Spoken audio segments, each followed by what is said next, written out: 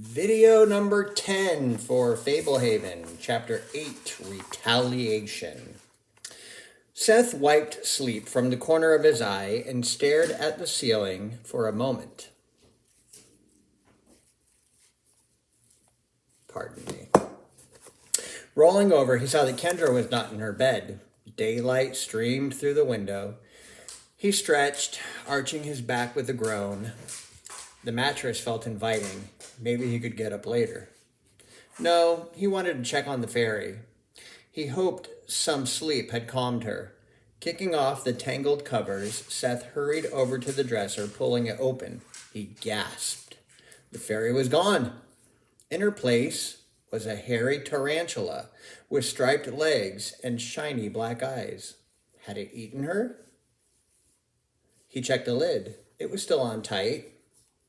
Then it registered that he had not consumed any milk yet. This could be the other form the fairy appeared in. He would have expected a dragonfly, but supposed a tarantula was possible. He also noticed that the mirror in the jar was broken. Had she smashed it with the pebble? Seemed like a good way to cut herself. No roughhousing, he scolded. I'll be right back. A round loaf of bread sat on the table, a mottled mixture of white, black, brown, and orange. While Lena sliced it, Kendra took another sip of hot chocolate. Considering all the ingredients I left out, I thought they might make a jumble pie, Lena said. But calico loaves are equally delicious. Try a piece, she handed Kendra a slice. They did a great job on the pot, Kendra said, and the table looks perfect. Better than before, Lena agreed. I like the new beveling. Brownies know their business.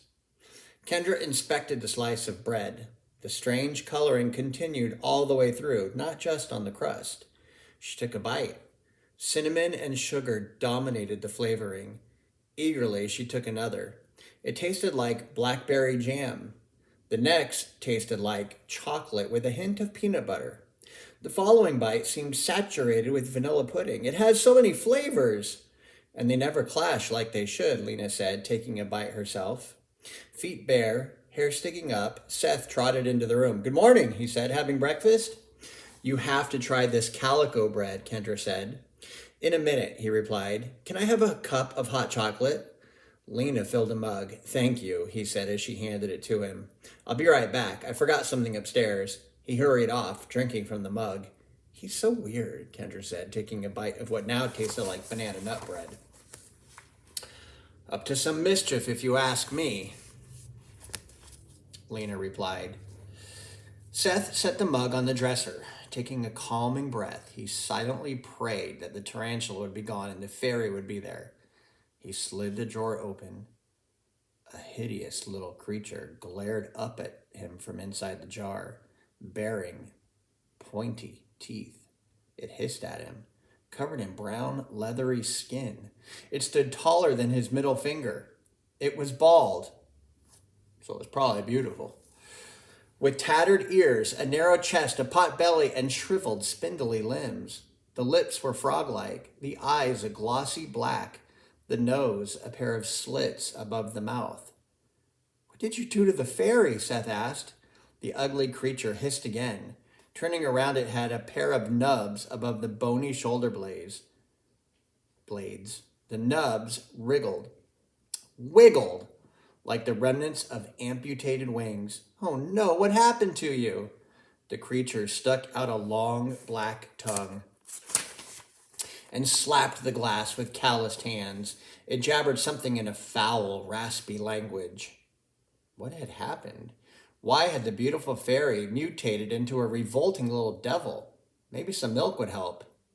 Seth snatched the jar from the drawer, grabbed the mug from the dresser, and bolted down the stairs from the attic to the hall. He dashed into the bathroom, locking the door behind him.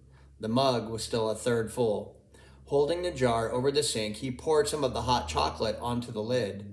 Most ran down the side of the jar, but a little dripped through the holes in the top. One drop plopped on the creature's shoulder. It angrily motioned for Seth to unscrew the lid and then pointed at the cup. Apparently it wanted to drink straight from the mug. Seth examined the room. The window was shut, the door locked. He wadded a towel against the space at the bottom of the door.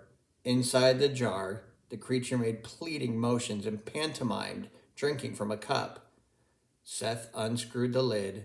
With a powerful leap, the creature jumped out, landing on the counter. Crouching, snarling, it glared at Seth. "I'm sorry your wings fell off," he said. "This might help." He held the mug out toward the creature, wondering if it would sip the flavored milk or just climb inside the cup. Instead, it snapped at him, barely missing his finger. Seth jerked his hand away, sloshing hot chocolate onto the counter. Hissing, the agile creature dropped to the floor, raced over to the bathtub, and vaulted inside. Before Seth could react, the creature squirmed down the drain. A final garbled burst of complaints issued from the dark hole, and then the creature was gone. Seth poured the remnants of the hot chocolate into the drain in case it could be of use to the deformed fairy. He looked back at the jar, empty now except for a few wilting flower petals.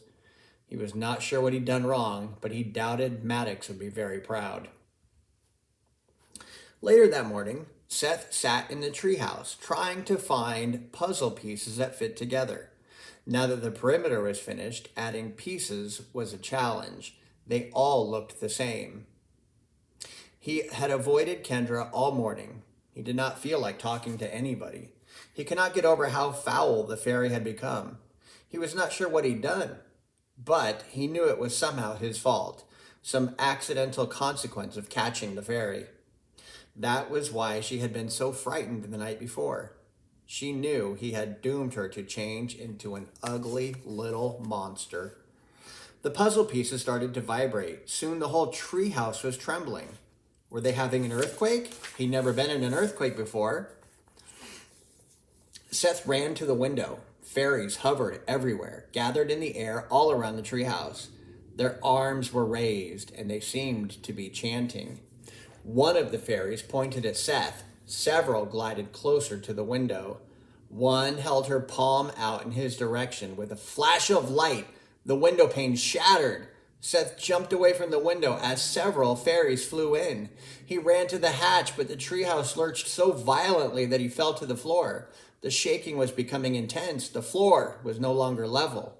A chair tipped over. The door to the hatch had slammed shut. He crawled toward it. Something hot stung the back of his neck.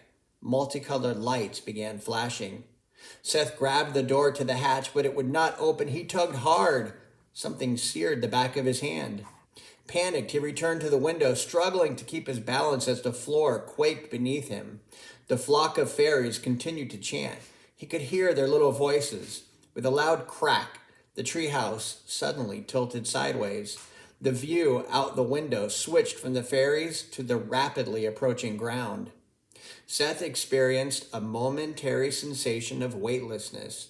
Every object in the treehouse was floating as everything plummeted together. Puzzle pieces filled the air, and then the treehouse imploded. Kendra smeared sunblock across her arms, disliking the greasy feel of the lotion against her skin. She was tanner than when she'd first arrived, but the sun was hot today, and she did not want to take any chances. Her shadow was a small puddle at her feet. It was almost noon. Lunch was not far off, and then Grandpa Sorensen would take them to the granary. Kendra quietly hoped she would see a unicorn. Suddenly, she heard a tremendous crash from the corner of the yard. Then, she heard Seth screaming.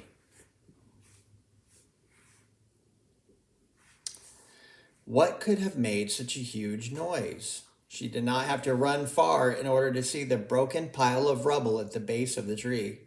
Seth was sprinting toward her. His shirt was torn. He had blood on his face. Scores of fairies appeared to be in pursuit. Her initial thought was to make a joke about the fairies wanting revenge for him trying to catch them until she realized it was probably true. Had the fairies thrown down the treehouse? "They're after me," he yelled. "Jump in the pool," Kendra called. Seth swerved in the direction of the pool and began pulling off his shirt. The ominous cloud of fairies had no trouble keeping up with him. They hurled sparkling streams of glitter. Casting his shirt aside, Seth sprang into the water. The fairies are after Seth, Kendra cried, watching in horrified dismay. The fairies hovered over the pool. After a few moments, Seth surfaced. In flawless synchronization, the cloud of fairies swooped, diving toward him. He yelled as blazing rays of light began flaring around him and ducked underwater again. The fairies plunged in after him. He came to the surface gasping. The water churned. Seth floundered at the center of an underwater pyrotechnic display. Kendra rushed to the edge of the pool. "Help!" he cried, raising a hand out of the water. The fingers were fused together like a flipper. Kendra screamed, "They're attacking Seth! Help! Somebody! They're attacking Seth!"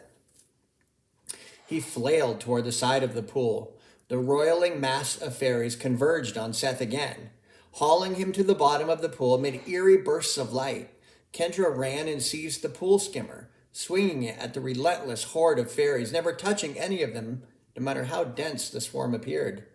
Seth resurfaced at the edge of the pool and threw his arms up onto the flagstones, trying to drag himself out of the water. Kendra stooped to assist him, but shrieked instead. One arm was broad, flat, and rubbery. No elbow, no hand. A flipper coated in human skin. The other was long and boneless, a fleshy tentacle with limp fingers at the end. She looked at his face. Long tusks curved down from a wide, lipless mouth. Patches of hair were missing. His eyes were glazed with terror. The frenzied fairies mobbed him again, and he lost his grip on the side, vanishing in another pulsing succession of colored flashes. Steam sizzled up from the seething water. "What is the meaning of this?" Grandpa Sorensen hollered, hustling to the edge of the pool. Lena followed behind him. The water in the pool flickered a few more times. Many of the fairies whizzed away. A few flew over to Grandpa. One fairy in particular chirped angrily. She had short blue hair and silvery wings. "He did what?" Grandpa said. An unrecognizable monstrosity heaved itself out of the water and lay panting on the flagstones. The deformed creature had no clothes. Lena crouched beside him, placing a hand on his side. "He had no idea that would happen," Grandpa complained. "It was innocent." The fairy twittered her disapproval. Kendra gaped at the freakish form of her brother. Most of his hair had fallen out, revealing a lumpy scalp, stippled with moles. His face was broader and flatter, with sunken eyes and tusks the size of bananas protruding from his mouth. A misshapen hump swelled high above his shoulders. On his back, below the hump, 4 blowholes puckered for air. His legs had united into a single, crude tail. He slapped the ground with his flipper arm. The tentacle writhed like a snake. "An unlucky coincidence," Grandpa said consolingly. "Most unfortunate.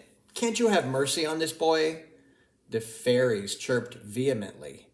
"I'm sorry that you feel that way. I feel terrible about what happened. I assure you, the atrocity was unintentional." After a final outburst of squealing sounds, the fairies zoomed away. "Are you okay?" Kendra said, squatting beside Seth. He made a garbled moan, then a second, more distressed complaint that sounded like a donkey gargling mouthwash. "Hush, Seth," Grandpa said. "You've lost the ability of speech." "I'll fetch Dale," Lena said, hurrying off. "What have they done to him?" Kendra asked. "An act of vengeance," Grandpa said grimly. "For trying to catch fairies? For succeeding." "He caught one?" "He did." "So they turned him into a deformed walrus? I thought they couldn't use magic against us."